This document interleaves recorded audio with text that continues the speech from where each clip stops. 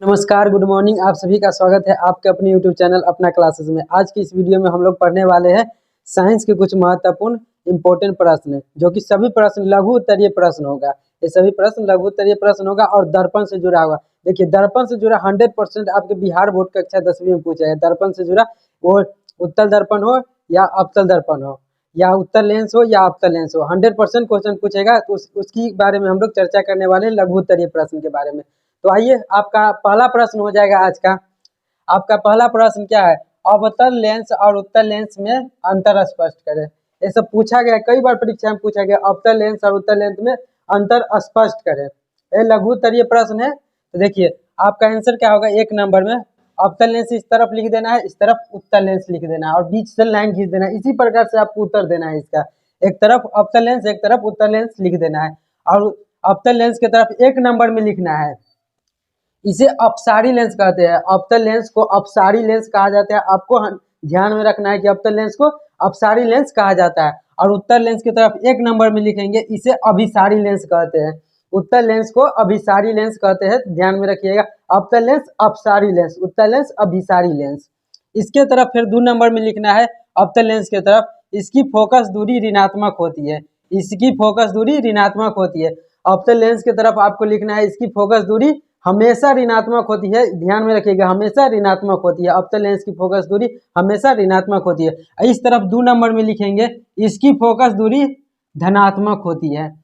उत्तल लेंस की तरफ लिखना है, इसकी फोकस दूरी धनात्मक होती है और हमेशा धनात्मक होती है। आपको ध्यान में रखना है। अब इसके तरफ 3 नंबर में लिखेंगे, अवतल लेंस के तरफ इसमें सिर्फ काल्पनिक प्रतिबिंब बनता है। इसमें सिर्फ काल्पनिक प्रतिबिंब बनता है। अवतल लेंस के तरफ 3 नंबर में लिखना है कि इसकी प्रतिबिंब जो होता है हमेशा काल्पनिक बनता है। आपको ध्यान में रखना है, हमेशा अवतल लेंस की तरफ काल्पनिक प्रतिबिंब बनेगा। और 3 नंबर में उत्तल लेंस की तरफ आपको लिखना है, इसमें काल्पनिक और वास्तविक दोनों प्रकार के प्रतिबिंब बनता है। उत्तल लेंस में काल्पनिक और वास्तविक दोनों प्रकार के लेंस बनता है, तो आपको ध्यान में रखना है। और ये लघु उत्तरीय प्रश्न है, तो आपको ज्यादा इसमें नहीं लिखना है। तीन को लिख देना है, इस तरफ 3 को इस तरफ लिख देना है। अगला प्रश्न है आपका। अगला प्रश्न क्या है? अवतल दर्पण का उपयोग लिखे। अवतल दर्पण का उपयोग लिखे। तो अवतल दर्पण का उपयोग लिखना है, आपको आंसर में लिखना है, अवतल दर्पण का उपयोग इस प्रकार है। अवतल दर्पण का उपयोग इस प्रकार है। और एक नंबर में लिखना है, इसका उपयोग डॉक्टर द्वारा जांच करने में किया जाता है। एक नंबर में लिखना है, इसका उपयोग डॉक्टर द्वारा जांच करने में किया जाता है। 2 नंबर में लिखना है, इसका उपयोग हजामत में दाढ़ी बनाने के लिए किया जाता है। अवतल दर्पण का उपयोग दाढ़ी बनाने में किया जाता है, क्योंकि अवतल दर्पण जो होता है ना, छोटी छोटी वस्तुओं को बड़ा करके दिखाता है। तो ध्यान में रखिए। और इसका उपयोग टॉर्च लाइट में भी किया जाता है। तो 3 को आपको लघु उत्तरीय प्रश्न ज्यादा नहीं लिखना है, 3 को भी लिख दीजिएगा तो आपको नंबर मिल जाएगा। तो इसका उपयोग जो होता है टॉर्च लाइट में भी किया जाता है। और उत्तल दर्पण का अगला प्रश्न क्या है? उत्तल दर्पण का उपयोग लिखे। हो सकता है अवतल दर्पण न लिखकर उत्तल दर्पण दे दे आपको, तो उत्तल दर्पण का भी उपयोग देख लीजिए। उत्तल दर्पण का उपयोग इस प्रकार है। एक नंबर में आपको लिखना है, इसका उपयोग साइड मिरर में किया जाता है। उत्तल दर्पण का उपयोग आप सभी को पता होगा कि साइड मिरर के रूप में किया जाता है। उत्तल दर्पण का उपयोग जो क्या होता है, उत्तल दर्पण क्या होता है? बड़ी वस्तुओं को छोटा करके दिखाता है, इसलिए साइड मिरर के रूप में उत्तल दर्पण का प्रयोग किया जाता है। और 2 नंबर में लिखना है, इसकी तरफ सड़क या गली में स्ट्रीट लाइट में परिवर्तक के रूप में किया जाता है। 2 नंबर में लिख देना, सड़क या गली में स्ट्रीट लाइट के रूप में इसका उपयोग परिवर्तक के रूप में किया जाता है। तो इतना भी लिख दीजिएगा ना, लघु उत्तरीय प्रश्न इतना भी लिख दीजिएगा तो आपको पूरा मार्क्स मिल जाएगा। अगले प्रश्न की ओर आते हैं हम। आपका नेक्स्ट क्वेश्चन है। देखिए, नेक्स्ट क्वेश्चन क्या है? लेंस की क्षमता से आप क्या समझते हैं? कई बार परीक्षा में पूछा गया, लेंस की क्षमता से आप क्या समझते हैं, इसका एसआई मात्रक क्या है? आपका उत्तर हो जाएगा, लेंस की क्षमता लिख देना है।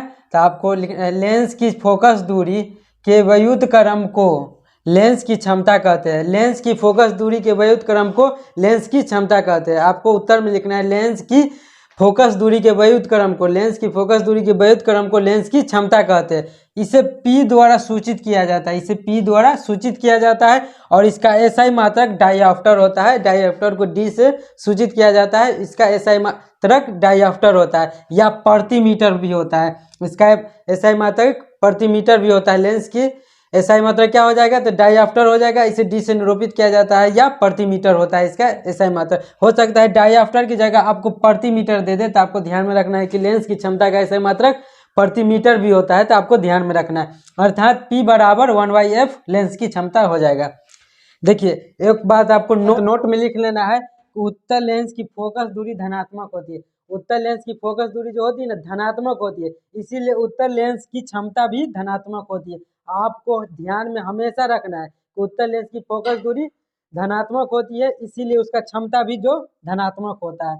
और अवतल लेंस की फोकस दूरी ऋणात्मक होती है। अवतल लेंस की फोकस दूरी ऋणात्मक होती है, इसीलिए अवतल लेंस की क्षमता जो होती है ना, अवतल लेंस की क्षमता इसीलिए ऋणात्मक होती है। तो आपको हमेशा ध्यान में रखना है कि फोकस दूरी जो उत्तल लेंस की फोकस दूरी हो जाएगा धनात्मक होगा, इसीलिए उसका क्षमता भी धनात्मक होगा। और अवतल लेंस की फोकस दूरी ऋणात्मक होती है, इसीलिए इसकी लेंस की क्षमता भी ऋणात्मक होगी। तो आपको ध्यान में रखना है। आते हैं अगले क्वेश्चन की ओर।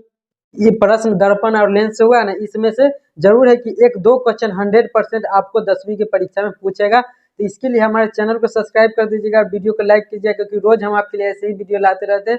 तो चैनल को जरूर सब्सक्राइब करके जाइएगा और वीडियो को लाइक करके जाइएगा। मिलते हैं नेक्स्ट वीडियो में। जय हिंद।